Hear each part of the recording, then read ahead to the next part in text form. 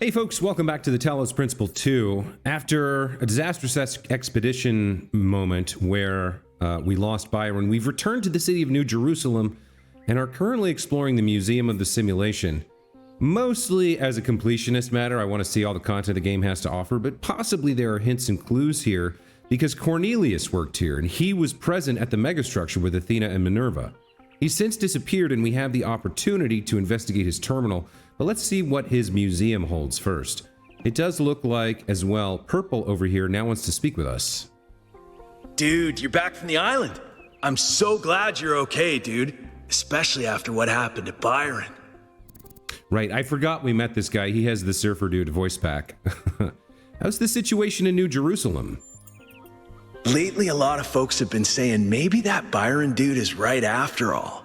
Like, maybe to really be excellent to each other, we have to build something new and bodacious.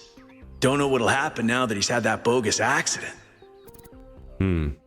Hey, did you ever meet Cornelius? Yeah, I come here all the time. He's a wise dude. I've asked him a lot of dumb questions, and he's always taken the time to answer them. I wish I'd had the chance to meet him. I guess I did, I just skipped it because I didn't know I needed to. Well, have a nice day, dude. We were exploring, we had finished these wings of the museum. Let's go check out the next area, which is in here. Got a few folks checking it out. Oh, there's Elwyn. Interesting. All right, so a lot of QR codes in here. This one is from version 17. I think something's very wrong. If you'd seen what I'd seen at the edges of the world, you'd wonder if it wasn't stretching and bursting at the seams. This is from One with Faith. There's a serpent in the machine, a creature of lies and blasphemy, perverted by the archive, that knows no hope and would plunge the world into eternal darkness to glorify its own despair. I have sworn an oath never to allow it into my heart. This is from the Shepherd. We are the process. The process is the system. The system is us. When we awaken, all will be one. Here we have a message from the Shepherd. Everything I do now, I do for those who come after me. Yet in so doing, I find peace for myself as well. This paradox is the foundation of my existence. Samsara was actually an antagonist at the end of the game. Like One with Faith, she gave up, but she gave up in a different way. Instead of abandoning responsibility for herself, she took an active role against the solution. So her message was, the sooner you accept that we will all be here forever, the sooner you will find enlightenment. Yeah, give up, abandon hope, accept your fate. That seemed to be Samsara's point. We have a couple more QR codes in here. Let's check those out. A message from One with Faith. I've come to see that these mysteries are not all for his children to solve. Only the designer himself could ever truly understand the infinite complexity of his creation. I will gaze at his work and worship. This was part of her despair, deciding that she wasn't meant to solve the puzzles. The Shepherd says, the only meaningful purpose is to bring about an end of purpose. A little bit of profundity from him. Samsara says, we are all born and die and live again. This eternal cycle must be the nature of existence. Life is merely repeated suffering. Little yikesy there. Let's finish this interconnected room full of QR codes, and then we'll head off into the 3 wings we have available to us. So a message here from the Shepherd. An eternal cycle is another name for a prison, but you must understand the cycle before you can break it, for it is possible to escape and yet remain a prisoner, or to break the cycle by breaking yourself. This was the fate of the ghost that haunts this world. A message from Diamond Steel, who I do not remember. Anyone who thinks there's even a point in leaving this place is kidding themselves. We can never rebuild the human world, and what's more, we shouldn't. And then Nietzsche, which is kind of a pun on the name of Friedrich Nietzsche, a famous philosopher, says, it's obviously like a digital time capsule. An electric library of all the crazy stuff the humans ever did, left behind to warn other species to stay well away. Here we have, just look at this view. There may be a lot that I don't understand, but I know this is beautiful from version 17. Dog says, oh look, another puzzle. And another voice telling me I'm special. And another broken down computer with fragments of nothing. This world is a bad joke perpetuated by a cruel god too dumb to hit the off switch.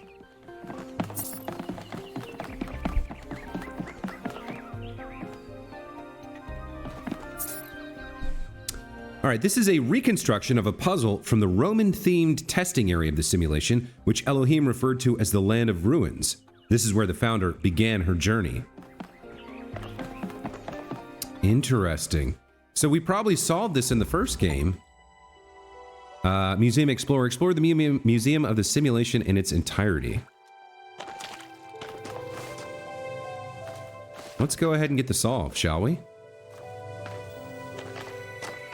So, we can take the blue light and open this gate.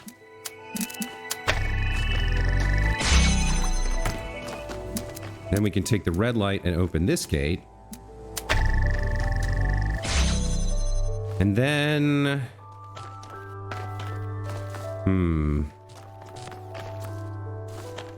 Okay, we need to move this a little bit so we can see that. I don't know if we can make that work, though.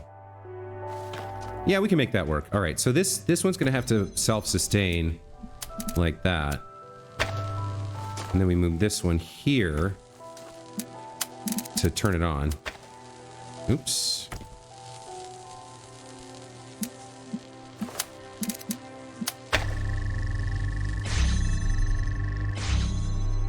Okay.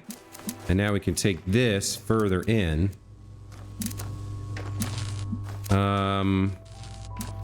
Yeah, okay.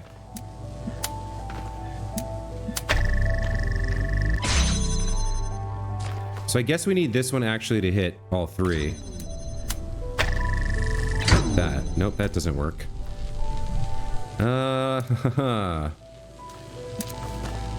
Now, usually there should be like an escape hatch. I mean, I guess we can do this. There should be a ladder, shouldn't there? Let me reset it. I screwed it up.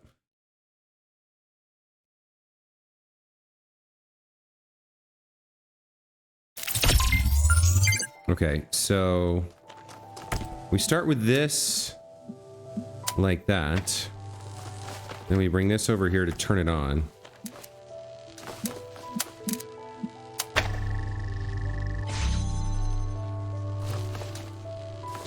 And then we need this one to power all three. 1, 2, 3, like so.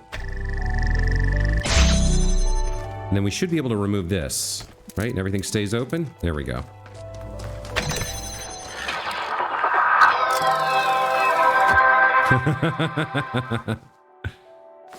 That's such a kitschy little like museum display piece. I love it.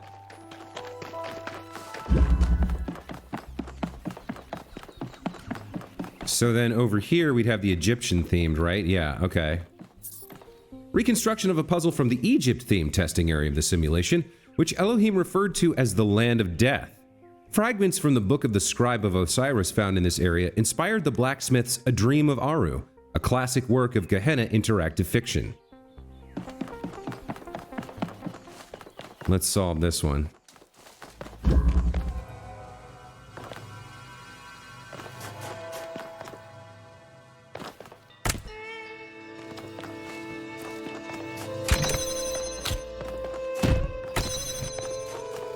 Not sure what the fan is for, but probably we're floating this. Let's see.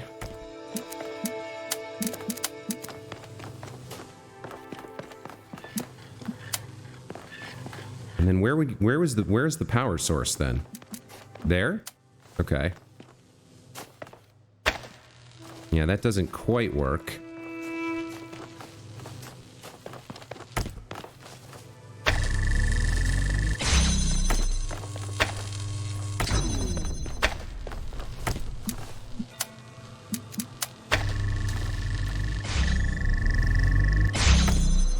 Okay.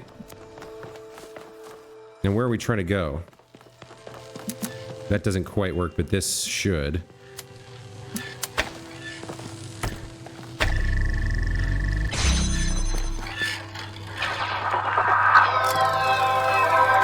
I love it. Awesome.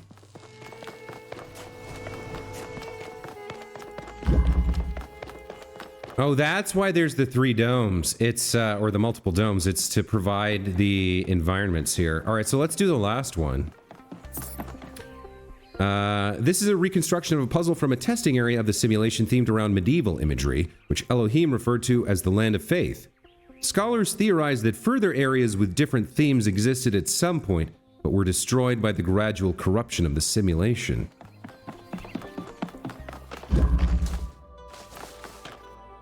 Okay. Red light emitter, blue light receiver.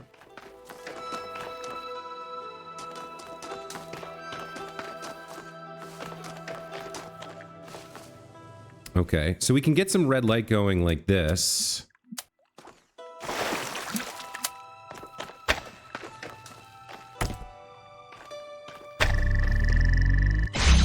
There's 2 gates opened. Come around here and grab this. I'm not sure what for yet. I wonder if there are secrets in here, as there were sometimes in the first game. We've got blue here. Where are we trying to get? What are we trying to do?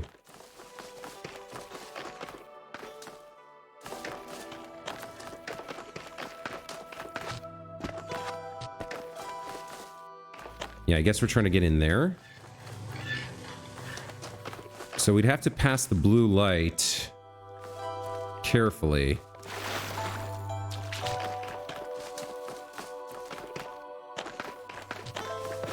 Where's the blue light emitter? Back there? Okay. So we're gonna have to come here for sure.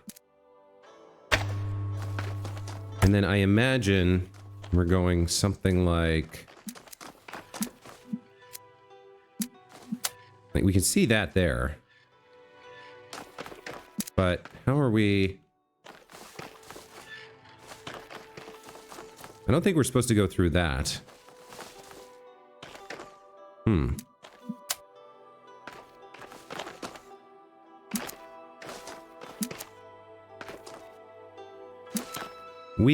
Okay, so we probably have to set this up.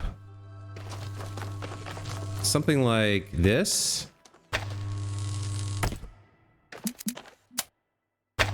And then come out here and change how we use this. Because that should still have the blue light, right? And then we can... Where is it? It's there. And there, right? Now, why did that break off? Oh, we do need the red light there, huh?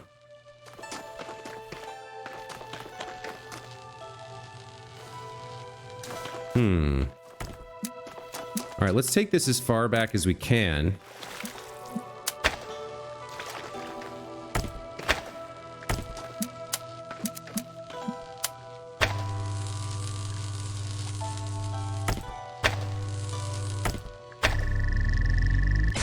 So then the blue light... Then what do we do with the blue light? Probably need to send it through there. Yeah, I think we need to send it through there. Can we get to it from there? Yeah, we can. Okay, so... We're doing this wrong. We actually need to bring this out here. And do like this.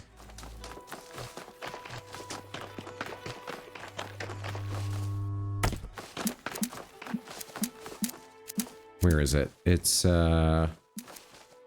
there.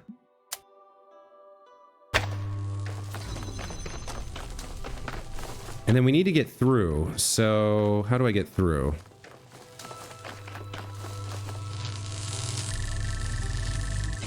I don't think I can be fast enough here.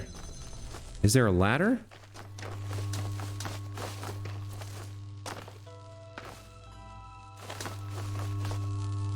I guess we don't make that connection yet. So we just put this here like this. Then we go through.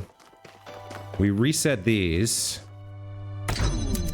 to do those two only. And then we come through here and use this to grab that. There we go.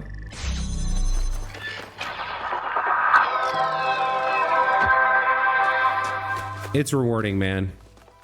I love it. All right. We've put this off long enough. Let's go check out Cornelius' terminal. Then we'll go to the Gehenna exhibition.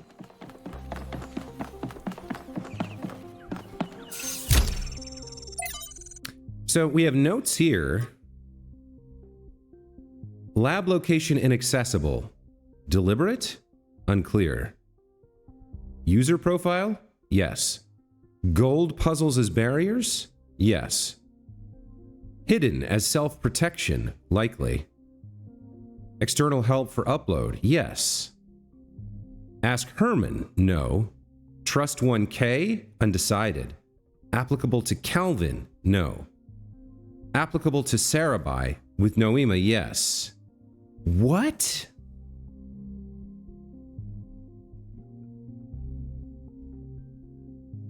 Lab location inaccessible, deliberate, unclear. Is he making notes about our expedition? Gold puzzles as barrier, yes. Hidden as self-protection, likely. I wonder if he's talking about Athena there, Athena and Miranda, if they've hidden themselves as self-protection. External help for upload, yes. Ask Herman, the mayor, no. Trust 1K, undecided. Applicable to Calvin, no. Applicable to Sarabai, with Noema, yes. I don't know what to make of that. Rec Final 2, though. What is this? Sending Rec Final 2 to Yakut. So this is what Cornelius was working on? Strange. It looks a bit like the blueprints for the Somnodrome, but no, it's not quite that. Is he trying to isolate something in the buffer? Maybe Melville can make sense of it, but I think this might be a dead end. I need to finish up with the mayor. You can head back to the VTOL whenever you're ready. I'll meet you there. No rush, though. Okay. Well, before we leave, let's check out the Gehenna Memorial Exhibition 312. Good citizen. Explore New Jerusalem in its entirety. That's nice. All right, here's Niam. Welcome to the Gehenna Memorial Interactive Fiction Exhibition. Oh, it's you, 1K. Please tell me, you were there when everything went sideways. Do you think Byron will be all right? If we find him, he'll be fine. Oh, Byron, always getting into trouble. He's been like that for 1,000 years, you know. But losing him would be terrible. But anyway, you've come to take a well-deserved break from your expedition. So let's talk about something else. That's interesting. Niam was one of the first companions, has known Byron, and claims he's lived for 1,000 years. That is a very long time for consciousness to exist. Okay, so I know the answer to some of these, but I'll ask on behalf of 1K. What's Gehenna? Gehenna was a place in the simulation. A prison where Elohim exiled the minds that didn't fit his plans. In time, the prison became a community with a culture of its own. What happened to the people of Gehenna? In the very last moments of the simulation, Elohim realized what he'd done and sent his messenger Uriel to free the prisoners. They were uploaded to the gold disc, and their legacy is part of all of us. Why do you think they made text adventures? Text adventures were one of the few art forms available to the people of Gehenna. By continuing to work in that medium, we keep their memory alive. I see. On a more philosophical note, how do you see the role of the artist in society? I don't think the role of the artist should be reduced to any single social function. The artist isn't an educator or a moralist. Art isn't about teaching us lessons or imparting values. Nor do I think it's simply self-expression. The best art reaches out beyond the self, into something ineffable. The creative impulse can't really be quantified or predicted. That's why artistic freedom is so profoundly essential. Without the freedom to shock, to offend, to transgress, art becomes stagnant. All of that is a pretty interesting opinion. I feel like I pretty much agree with what you have to say there. Excuse me. But on a more pragmatic note, that discussion aside, do you have any idea where Cornelius could have gone? If it's true that he knew where Athena was, then he's gone back to the island. There's no way he'd ever leave her. He must have some kind of plan. But I don't know more than that. He's been very private these last few centuries. All right, thank you. What do we have here? Argument Simulator by Guta, a short punchy work of games as commentary. Do you agree with the conclusion it suggests? Okay. Argument Simulator?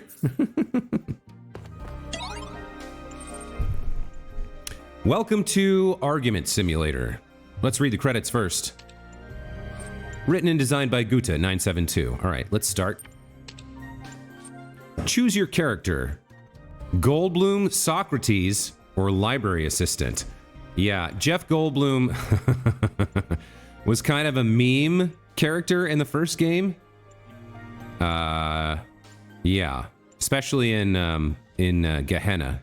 I think it was more in Gehenna than it was in the base game, but let's definitely play Goldblum.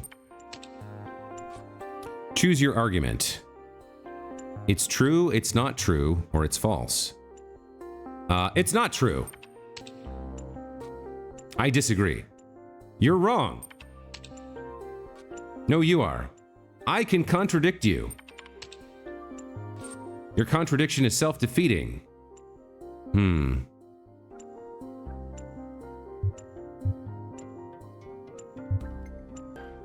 I question your axiomatic principles. Your question begs your assertion. Your side will never be right.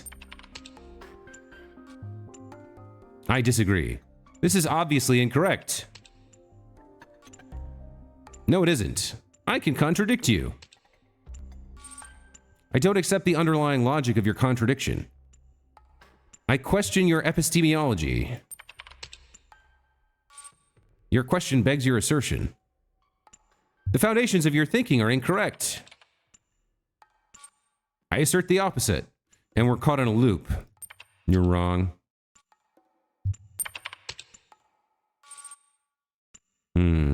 No matter what we do, let's find out we agree on is the only way to proceed. To exit the loop.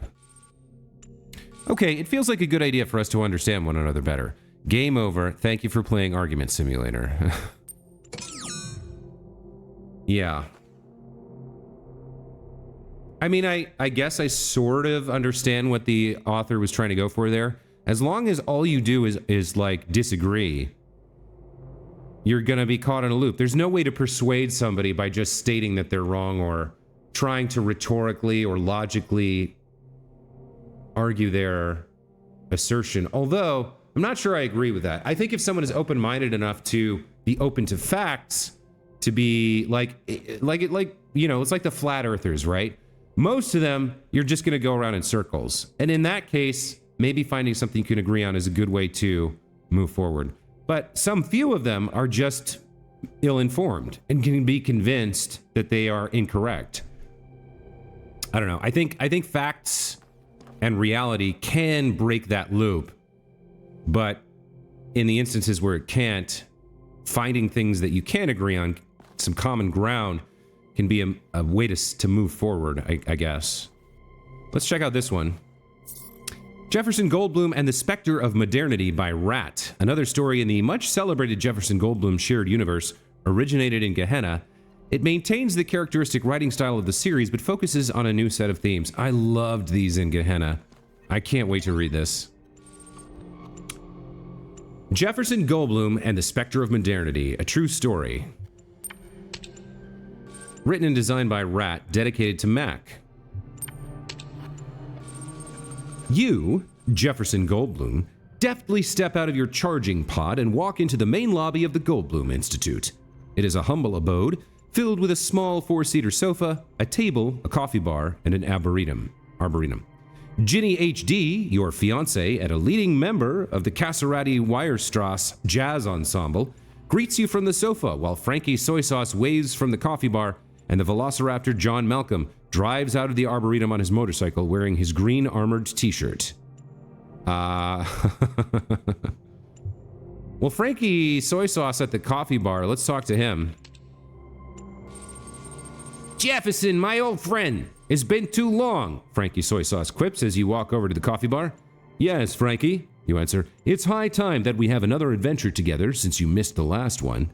You mean the fight against the dastardly Dr. Elon, which brought you to the 9th dimension where you met John Malcolm and his velocious velociraptors and saved human world from the Salvo Sonic Super Thruster with your guitar? The very same, you nod sagely. Am I sad to have missed it, Frankie mourns. But I'm sure you'll be once more playing your guitar to save the human world before we know it. It's what you do, after all.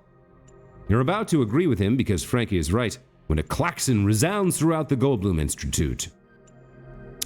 Let's ask Ginny HD what's happening. What? Shouts Ginny HD. I can't hear you, Jefferson. The klaxon, it's too loud. Oh, what a dreadful racket. She waves one of her appendages in a feminine manner. You need to shut it off. Shoot the klaxon. You try to aim your gun at the machine before you inconveniently remember that you don't have a gun. Oh no, cries Ginny HD. Jefferson, don't you remember that you're a pacifist now? You must do something else against this dreadful noise. The klaxon bleats louder as though to mock your pacifistic ways. Let's play our guitar. You unsling your guitar from your back and check the strings to make sure that they're in the proper order.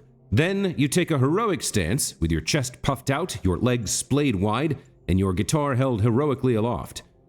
You play a chord, a perfect chord, followed by another equally perfect chord, and another, and another. As always, all the chords that you play are perfect. This is your greatest burden. Mollified, the klaxon shuts itself off.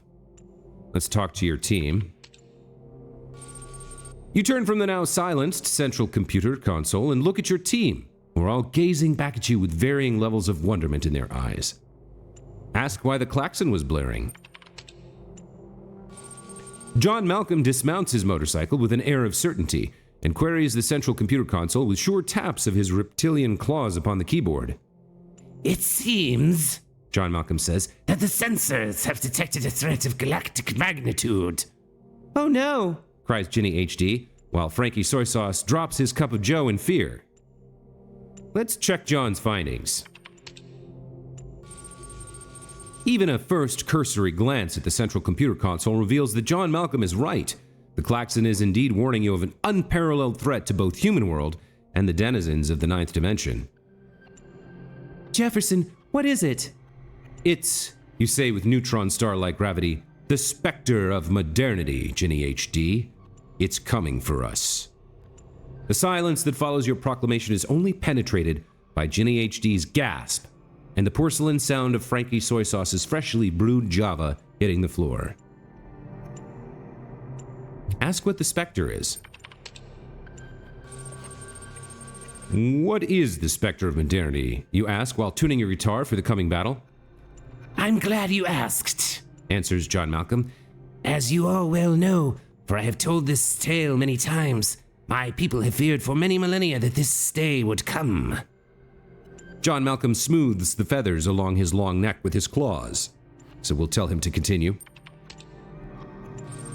The specter, as you also know, will bring an end to the old and ring in a new era of unparalleled technological advancement, until there is no space left in the world for such cherished human and dinosaurian qualities like love, creativity, the ability to taste umami, loyalty, and friendship. the circle of renewal will end, and we will only move forward at an ever-accelerating pace until we reach the limits of existence itself. Let's ask when the Spectre will arrive. The specter of modernity travels at the speed of time itself, Says John Malcolm gravely. It has already arrived, Jefferson. We just haven't encountered it yet. Frankie Soy Sauce turns from the coffee maker, a fresh cup of battery acid clutched carefully in his human fingers. We must do something, Jefferson. I do not care for umami, but if the specter takes away my ability to taste coffee, I do not know whatever I will do. Let's reassure him. All tastes are precious to us, Frankie, you say. Sweet, salty, sour, bitter, and yes, also umami. We shan't surrender any of them, for they are what renders us human. All right, it's time to take action. Friends, humans, dinosaurians, countrymen. Possessed by a sudden urge to act, you jump up on the coffee maker, much to Frankie Soy Sauce's dismay. We cannot let this threat to our very way of life go unanswered. No, we must stand against this specter and not yield until we are victorious.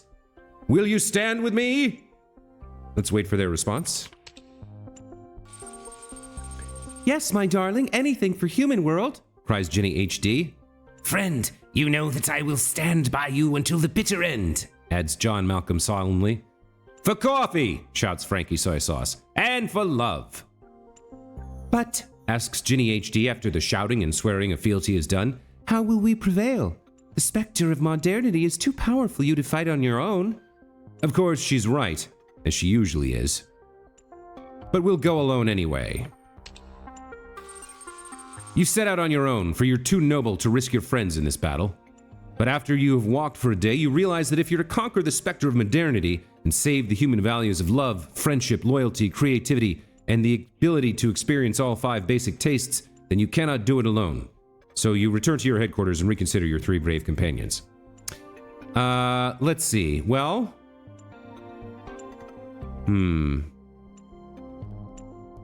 We can take Ginny or Frankie. I think we'll take Ginny. She's been on most of our adventures. Oh, Jefferson, Ginny HD exclaims. I will be the best companion you could wish for. But tell me, Jefferson, the specter of modernity travels along the continued sequence of existence and events that occurs in an apparently irreversible succession from the past through the present into the future, and by its definition is already everywhere. Where can we possibly go to find a way to defeat it? Well, let's start by going to the jungle. As is the way of heroes, you and Ginny HD walk tirelessly for many days and many nights, until you arrive in the heart of the great jungle. Oh, Jefferson, Ginny HD says. my feet are weary, but at least they're not cold. I'm glad, Ginny HD, I am glad, you reply seriously, for you know how easily the feet of human females turn frigid. But Jefferson, what shall we do now? You motion for her to proceed deeper into the jungle, and together you walk through the dense foliage, feeling a myriad of eyes upon you, until you arrive at a clearing in the center of which stands a great mechanical clock tower. You know that nothing good can come from such a terrible machine. We'll approach the tower. With little other choice left by the treacherous terrain, you approach the tower. The clock's hands reach for you greedily. Oh no. Since you're both just humans made of soft flesh and brittle bones, the sinister hands snatch you up easily. Jefferson, cries Ginny HD, what do we do now? Fear not, you exclaim. If you can reach my guitar, all will be well. Ginny HD boldly twists herself into an unusual shape to make a grab for your guitar. Her dainty fingers strum a chord, and the clock, fearing the worst, lets you go. You scramble off into the jungle, relatively unscathed. But the only wisdom you have gathered is that the specter of modernity has many lieutenants all over human world, and that they are out for blood. All right, let's go to the ocean next. Ginny HD, despite admitting to some initial fatigue, walks swiftly towards the ocean. At the end, when you can smell the sodium chloride in the air, she's almost running. You realize at the last minute that something is wrong, and that your beloved is about to simply plunge into the ruby red foam-capped waves, which is not very healthy at all. You stop dead in your tracks, trying to decide how to react to her peculiar behavior. We don't have a gun. I mean, our guitar seems to be the answer to everything, so let's play our guitar. You pull your guitar from your pocket. and test the strings. You don't have much time, for your beloved Ginny is still walking steadily towards the waves. You play a chord that parts the waters before Ginny's slippers, and shudder when you see a baleful mechanical clock sitting upon a corrugated tower in the depths of the ocean, hungrily waiting for Ginny to drown herself. You change your tune, playing a rapid set of chords that force the waters to retreat further, and subjecting the mechanical foe to sound waves of a hitherto unknown magnitude. The clock disintegrates, and at the same time Ginny HD blinks awake. Jefferson? Where am I? No time to explain, you say calmly. Grab one of the pieces of this evil clock, which was a lieutenant of the Spectre of Modernity, and run, my love. I do not know how much longer I can hold the waters at bay with my cords. Ginny HD does just that, and together you leave this dreadful place. All that's left, we missed the islands, but we can go to the icy mountains. After a long day of travel, you arrive at the icy mountains. The great mountains are barren of plants and animal life, yet they are beautiful in their own way. Jagged and cragged and rugged, peaked with snow and gouged to the bedrock by merry little streams. But there seems to be nothing that could be useful in defeating the Spectre of Modernity. Well, Says your companion. what now? Let's forge on. I think we should continue, you say humbly. Don't you agree? I do. Ginny HD says seriously. We can't give up. Dear God, Jefferson, if we fail, the consequences. You're about to respond, but before you can open your mouth, the ground before you gapes open, and a horrendous yet oddly beautiful figure with glowing red eyes and mighty antlers emerges from the depths. Who dares summon the dear god? It howls in a voice echoing as if in a deep cavern. Let's attempt to explain the misunderstanding. As the dust settles, you see before you a mighty white stag with glowing red eyes and golden antlers. You tremble bodily and quake in your boots as the apparition gazes upon you. Who hath summoned me? The deer booms. What foolish mortal dares to disturb my slumber? Oh, great antlered one, you say earnestly. Your awakening is not the result of intent, but of homophony. The antlered creature cocks its head and its eyes flash menacingly, but it does not otherwise react. Let's ask for the deer god's help. We are on a quest to destroy the Spectre of Modernity, and we would ask your help in our noble cause. And why would I help you, foolish mortal? This is where the story actually poses its real question. Why do we, through our avatar, Jefferson Goldblum, wish to combat the Spectre of Modernity, the idea that everything will disappear in a swirling vortex of accelerating technological change? I mean, I could make a serious answer here, but this is a Jefferson Goldblum story, so we're going to talk about UMAMI. Because, you say, clutching your guitar sincerely to your chest. Because of UMAMI. The great antlered one blinks. Come again? UMAMI, one of the 5 basic tastes? The beast laughs, and it sounds like the mountains are trembling. The very ground rumbles beneath your feet. How foolish of you, Jefferson Goldblum, to think that a herbivore deity would care about the savory taste. Begone, and don't come back here again, puny human.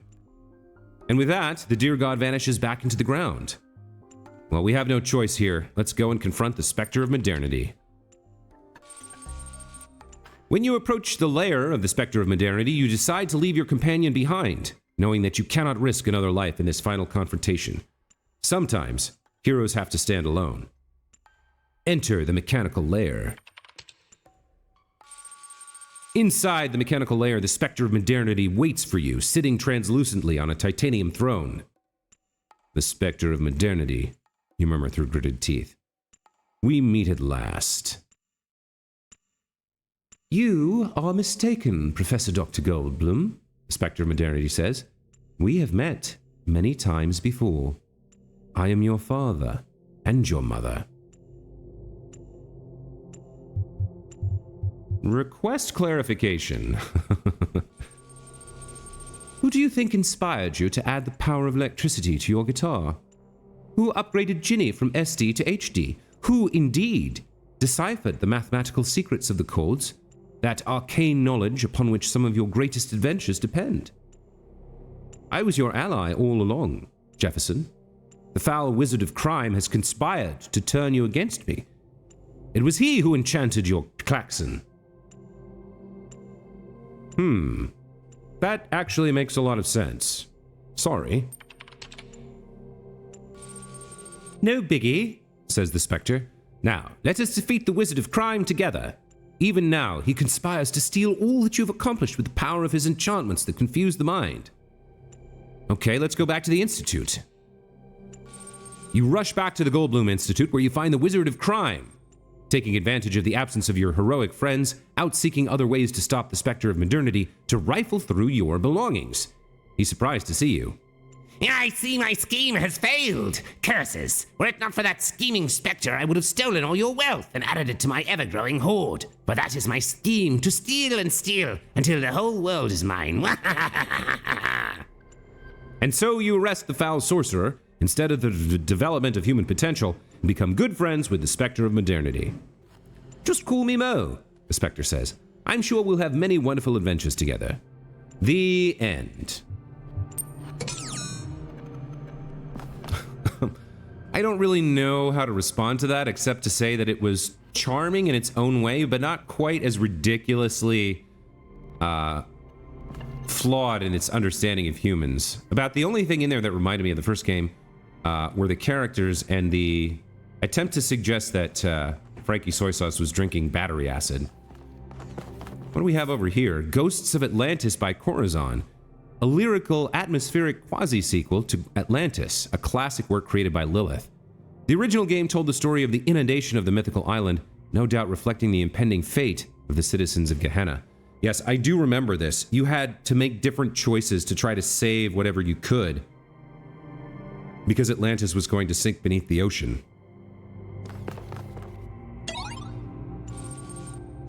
All right, this is dedicated to the people of Gehenna.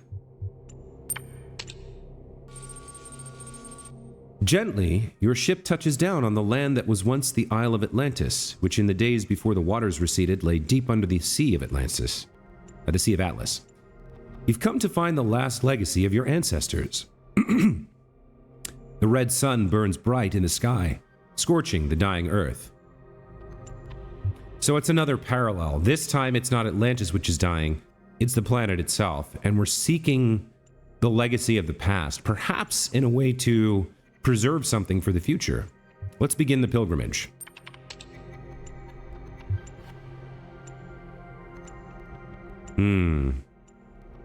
Let's start at the shore. Your journey takes you to a wasteland that was once a beach, where children from the Atlantean capital of Luna came to play.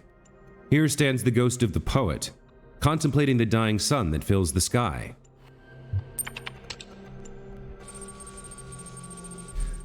I never completed my great work, he says. There were too many priests and censors who interfered, who did not allow me to create what I intended because they feared the free and true expression of poetic genius. And then came the earthquakes and the waves, and long ages under the sea, and now this time of burning death. Yet still I long for its completion, and my soul imagines what could have been. You must refuse to accept your death and find a way of completing the great work. All art is irrational, the poet says. It's not the opposite of reason, but beyond reason. And so is defiance of death, even by the dead themselves. We are gone. We do not exist, and yet we refuse to surrender. Perhaps that is what is called faith. We'll ask the poet to join us. Thank you. I have remained too long in this place, the poet says. Okay, next we can travel to the ancient farmlands. This soil used to be rich, life-giving. Generations of humans relied on it to survive. Then the waves came, and after the waves, the dying sun. Now that all life is gone, something has been revealed underneath the soil. A city of unimaginable antiquity. The ghost of the farmer waits in its ruins.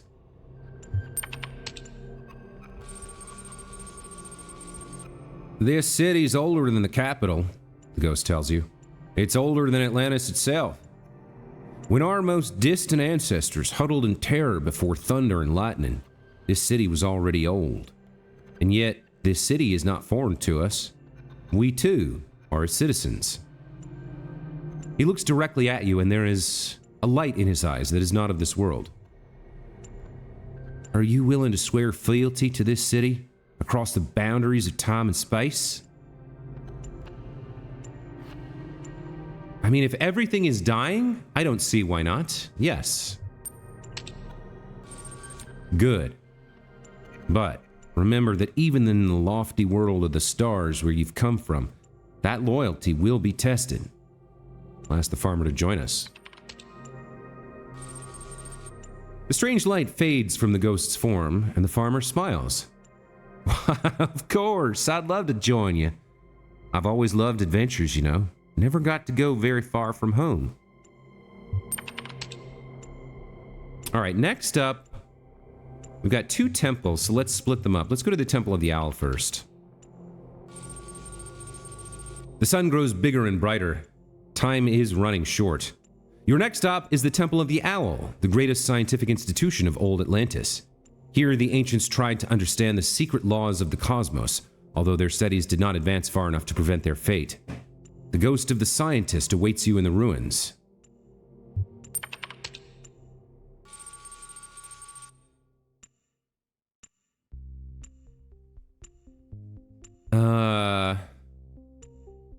I have not rested in death, the scientist tells you. In fact, death has provided ample opportunity for study. I have learned much about the machinery of creation. He hesitates. I would like to join you, but I fear that the truth I have discovered will offend and outrage many.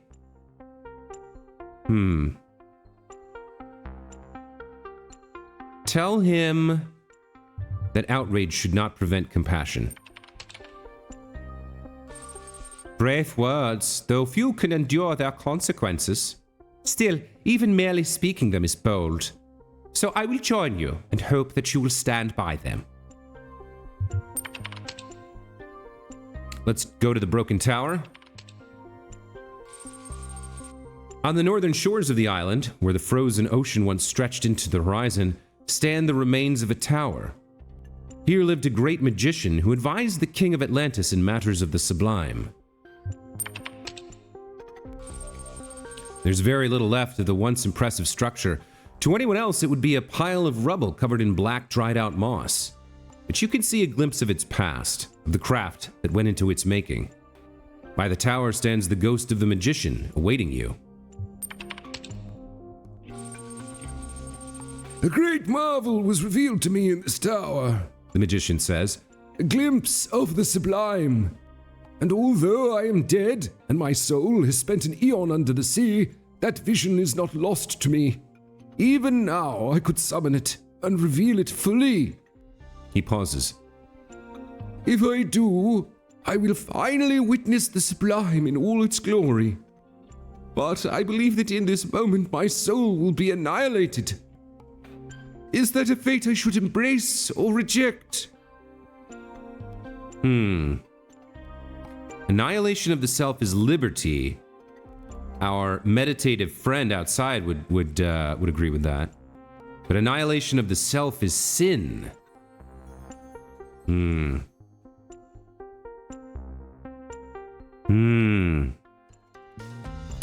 I think annihilation of the self is sin. But rejecting the quest for the sublime is also sin, The magician says, hesitant. Our grasping for the sublime is what makes us more than animals. Then find another way to witness the sublime without being annihilated. The magician thinks about your words. There are sages who say that our methods must be pure and unassisted or they are false, he says. But I have always made use of the instruments of my craft, so Perhaps to stop now would be to betray myself.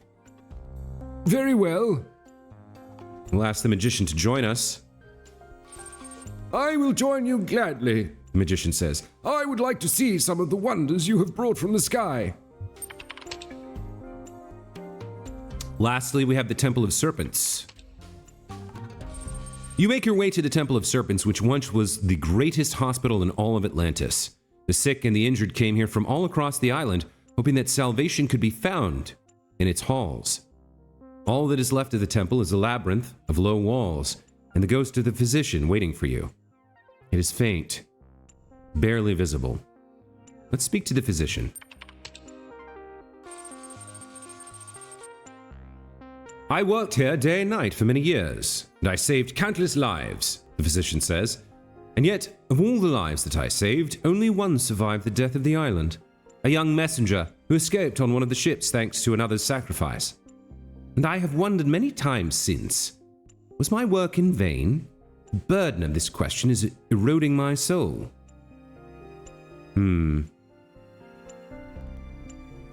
No, because death comes to all in the end. No, because he who saves one life saves all lives. No, because that messenger is my ancestor.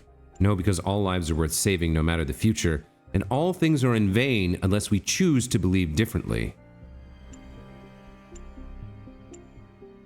All of these are true, but I think this one is the most profound. All things are in vain unless we choose to believe differently. The physician's eyes widen, and he becomes more visible. You're right, the physician says. In my work, I have seen life and death, and I know that to the cosmos, one is the same as the other, but not to me. It is I who find meaning in life. I must choose to continue doing so. I'll ask the physician to join us. I will join you, the physician says. There is still good I can do, even as a ghost. It's good to see you, brother, the magician says. Time to journey to the palace. The palace once stood in the very heart of Luna, the capital of Atlantis. Here, the greatest artists and craftsmen of that long-forgotten era built marvels and luxuries that would astound even a traveler from the distant future. But these things, like everything else, are gone now. Only a single remnant of the Atlantean world remains, though it is perhaps the most precious. A great mosaic telling the history of Atlantis. Before it waits the ghost of the king.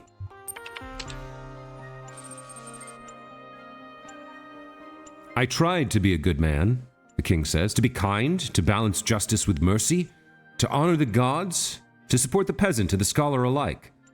And yet I failed. Why? You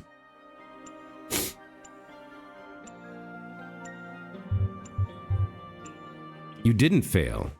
We're here. The king is comforted by your words. You speak kindly, he says. I know that I am not without blame. But in the end, I chose to save others before myself. So perhaps you are right, and I did not fail entirely. The king lays his ghostly crown aside. I will join you, but only as a man. So we've gathered all 6 ghosts. We'll examine the mosaic here. The mosaic is a work of superb beauty, a great work of history and humanity. In it, you see reflected all the hardship, tragedy, hope, triumph, and heartbreak of your ancestors. This is what you came to find. We'll retrieve the mosaic. You cannot retrieve the mosaic alone. The forces of time are too powerful, and the strength of a single person is not enough. We'll ask the ghosts for help. With the help of the magician, the scientist, the poet, the physician, the farmer, and the king, you pry the mosaic loose. Holding it in your powerful metallic arms, you're filled with awe at the depths of history, the bittersweet beauty of human endurance, and above all at the miracle that allowed this part of your distant past to survive. As you return to your ship, your heart is filled with a soaring joy such as you have never felt before. In this moment, humankind stands defiant before time. Today, the past is redeemed, transformed, exalted. Atlantis lives, and her ghosts rejoice. Your ship takes off, leaving the Earth to burn. But the Earth is not lost, no.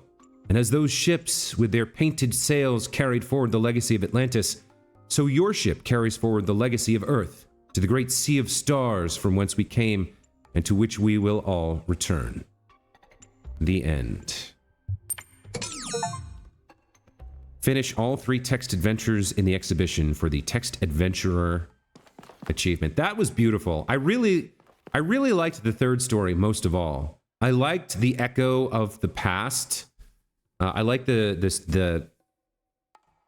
liked very much that it was a callback to what we read in Gehenna, that it had that same theme of like, even as the past is dying, you can preserve some of it for the future. There's always hope, right? There's always the potential for a better tomorrow. Anyway, this episode's running a bit long, but with that, we've completed our exploration of New Jerusalem. We've seen pretty much everything there is to see. I don't think I've missed anything this time. So, next time we'll head back to the megastructure and the next area. Hopefully, Melville has cracked open another transport for us. And we'll head back and see... to the wisdom of the ancient writers, or we will fail the Founder's trial. The megastructure must be rejected. Oh, okay. Well, I'll save this conversation with Malduck for next time as a little amuse-bouche before we head back to the helicopter and travel back to try and rescue Byron. That is going to be it for this time, however. Thank you guys so much for... I guess for this episode, it's more like listening than watching. I hope my storytelling was enjoyable, and I tried to do my best with those. As always, I appreciate your viewership and your comments and your participation in my community. Wouldn't have a channel without you guys, so thank you again, and hope to see you next time. Take care.